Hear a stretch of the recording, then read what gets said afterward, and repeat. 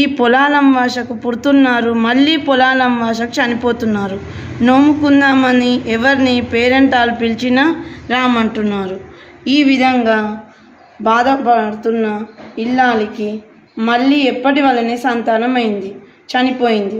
ఆ పిల్లలను తీసుకొని పోచమ్మ దగ్గర బొంద పెట్టేందుకు పోయింది. అప్పుడు పోచక్క తల్లి ఏమో ఊళ్ళో వాళ్ళంతా నాకు మొక్కేందుకు వస్తారు, పాయసం వడాలు నైవేద్యం తెస్తారు, ఎడ్లకు రంగులు వేసి నెమలి పింఛం పెట్టి గాలి ధూళి తగలకుండా ప్రదక్షిణం చేయిస్తారు, పాలేర్లు కళ్ళు తెస్తారు, వాళ్ళు పెళ్ళాలు కడవలతో పానకం తెస్తారు. నువ్వెందుకు శవాలు నా చుట్టూ బొంద పెడుతున్నావు అని ప్రశ్నించింది. అమ్మ పోచక తల్లి వెయ్యి కళ్ళ తల్లి, నీకు తెలియందేమున్నది? నేను పూర్వజన్మలో ఏ పాపం చేశానో కానీ ఒక్క ఏడాది పిల్ల పాపలతో పేరెంట్